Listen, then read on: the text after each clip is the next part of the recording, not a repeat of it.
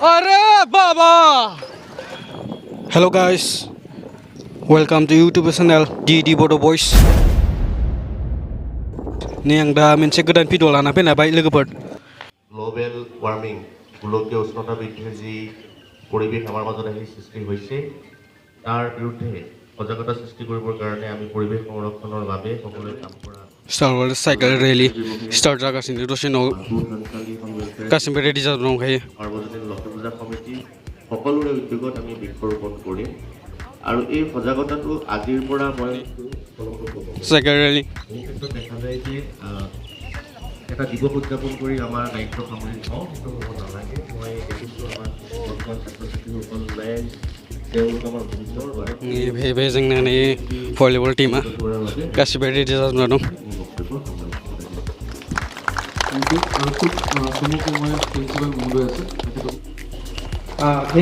Cycle रेली बियो दिनैनि हाबाफारियाव गासिबो गोबां सुबुंफोरानो बाहागो लाफैदों.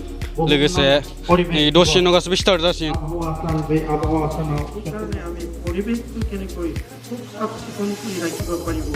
আবর্জনাবিলাক আমাৰ মাজত যাতে নাথাকে. প্লাষ্টিকটো কেনেকৈ আমি পৰিহাৰ কৰিব পাৰোঁ মাবोरै एंगारनो हागौ बेखौ जों जोबोद सांग्रां जानांगौ. आरो जोङो आबहावा होनोब्ला जोंनि गासै जिखिनि समाजारि हेंथा बेफोरनिफ्रायबो गोजानाव थानो नाजानांगोन. अब्लासो जोंनि आबहावाया मोजां जागोन.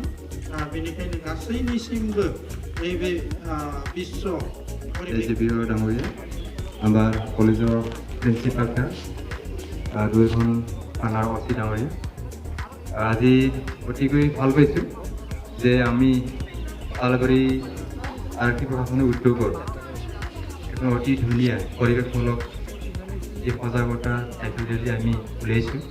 আৰু ইয়াৰ ৰাস্তাটো হ'ব আমি এইটো ৰাস্তাৰে গৈ সালবাৰী মেইন চকেৰে গৈ হুদু কাটা হৈ পেলাই ৰৌমাৰী হৈ পেলাই আমি আহি বিশেষকৈ মই চিটি আমাৰ ক্লাব পাঠশালা চিটি চাইকেল ক্লাব তেখেতসকলৰ মেম্বাৰবোৰ মই জনাইছোঁ. কৌশিক পাটগিৰি আৰু যিসকল মেম্বাৰ আছে.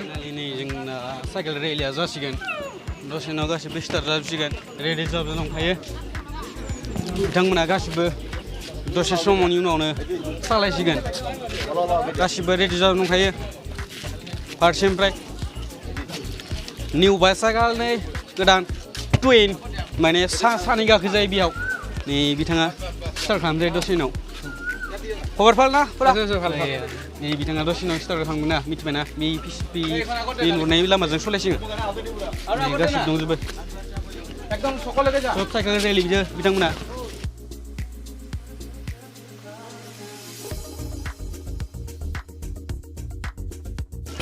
नैबे जाबाय सालबारिनिफ्राय स्पर्ट्सनिफ्राय ग्रुप ओंखारदों साइकेल रेलि बिथांमोनाबो सलायसिगोन.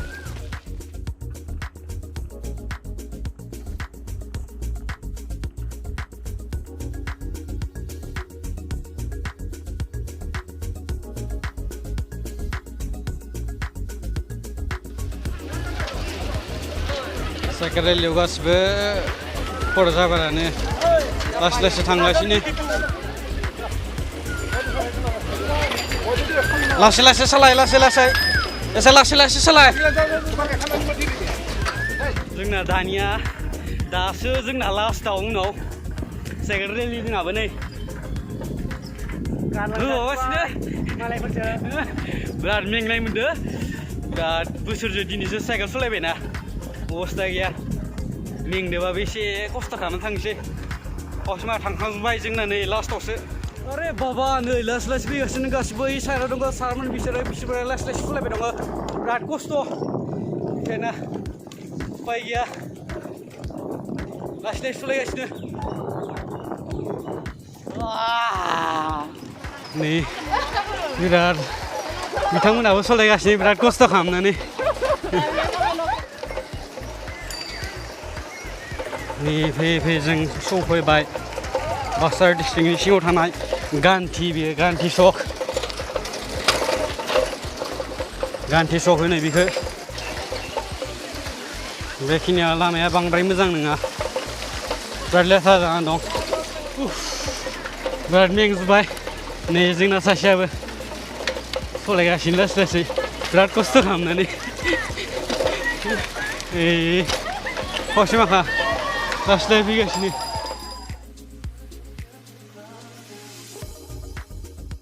बिराद खस्थ'याव लामाया बिराद गोजौ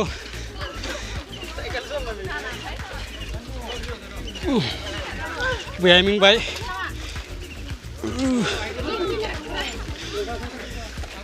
नै गासिबो थांगासिनो लासै लासै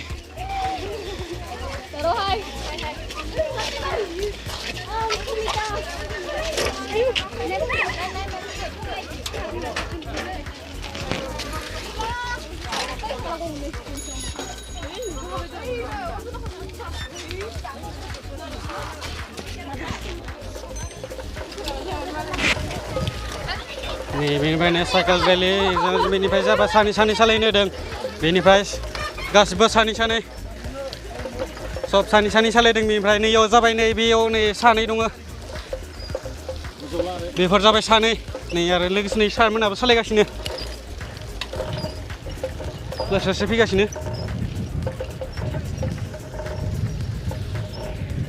गासिबो बै साजोंफ्राय गासिबो फैजोबबाय दङ बैजों नुहुरदोंना बै नुहुरनाया गासिबो लासै लासै फैगासिनो बिथांमोना बैनो बैजों नै बेनिफ्राय नै लासै लासै सानैबो बिथांमोननिफ्राय एसे सोंनाय फिन्नाय खालामनांदों बिथांमोननिफ्राय एसे मिथिनानै टीम टू हल ओनली वन ইয়াত গতিকে আপোনালোকে ৰেলী এটা ওলাইছে কি বাৰ্তা দিব নাই আমাৰ একদম কথাটো এনেকুৱা আজি আমি শালবাৰী আৰক্ষী ইয়াত বিভিন্ন ছাত্ৰ ছাত্ৰী বা ভিডিপিসকল বা স্পৰ্টছ পাৰ্চন সবকে লৈ পেলাই এই গোটেই শালবাৰী অঞ্চলটোত আজিৰ এই বিশ্ব পৰিৱেশ দিৱসৰ সংগতি ৰাখি আমি এটা চাইকেল ৰেলী উলিয়াইছোঁ প্ৰথম কথাটো হ'ল আজি বিশ্ব পৰিৱেশ দিৱস সকলোৱে আমি প্ৰকৃতি সংৰক্ষণ কৰোঁ আহক এই বাৰ্তা লৈ পেলাই সকলোৱে কৰিছে কিন্তু আমি প্ৰত্যেক দিনেই প্ৰতিগৰাকীয়ে যে ব্যক্তিয়ে প্ৰত্যেক দিনে যে আমি প্ৰকৃতিক সংৰক্ষণ কৰিব লাগে প্ৰকৃতিক মৰম কৰিব লাগে সেইটোৱে আমাৰ আজি মূল বাৰ্তা যে অকল আজি স্পেচিফিক দিনটোতেই নহয় সদায় 365 দিনৰ সদায় আমি 65 দিনৰ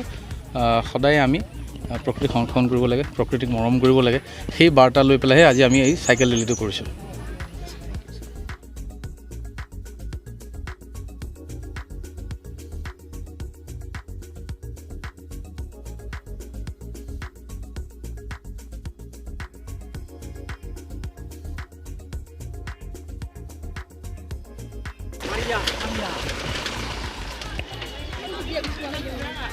नै दानिया गासिबो सफैजोब्बाय साइकेल रेलिनिफ्राय मेंदोबा दै लोंहैनायावसो दै दङ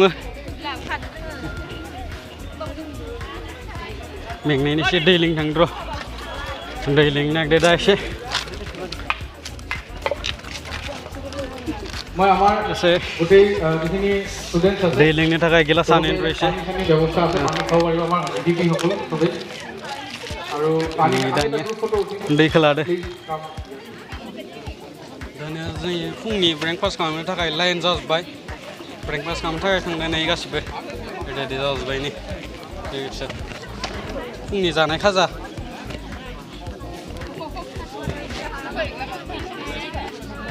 नै लोगोसे आंबो एसे लाइन जानि र' एसे माबायदि नै जों 6 जन माखा एसे फुंनि जानाय ब्रेकफास्टनि थाखाय नै माबा लादो एसे डिस लादों एसे बियो जाबाय एसे जाग्रा माल बुस्थु जाग्रा बेहाय लानानै जायो बे बुस्थुखौ लाना फैबाय र' एसे बेहाय एसे रेस्ट लाना जानि एसे रेस्ट जनानै माने जिरायनानै बिथांमोना गासिबो जना जागासिनो रेस्ट लादों दसे सालबारिनिफ्राय स्पर्ट्सनिफ्राय साइकेलखौ ट्राय नायदों फाइनालि नै 7 इयार्सजों आं दिनैसो सालबारि कलेजाव फैबाय गोदो जोंबो फरायोमोन बेहाय जोंना नै सालबारि स्पर्ट्स भलिबल टीमनिफ्राय जोंनिया मा दंफां लाबोदोबा जेबो मिथिस्लाबा फारसेनिफ्राय गायनो थाखाय नै गासिबो रेडि जाजोबना दङ बिथांमोनाबो गायगोन दंफांखौ गासिबो फांसे गायजोबगोन नै जोंहा दा दंफां गायनाय हाबाफारिया सोलिगासिनो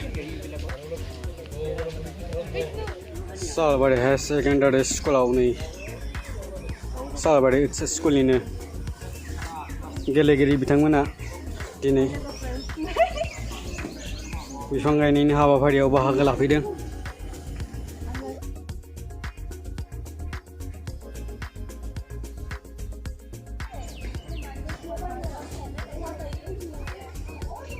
दानिया नै सालबारि हायार सेकेन्डारि स्कुलाव बिफां गायनाय हाबाफारिया सोलिगासिनो।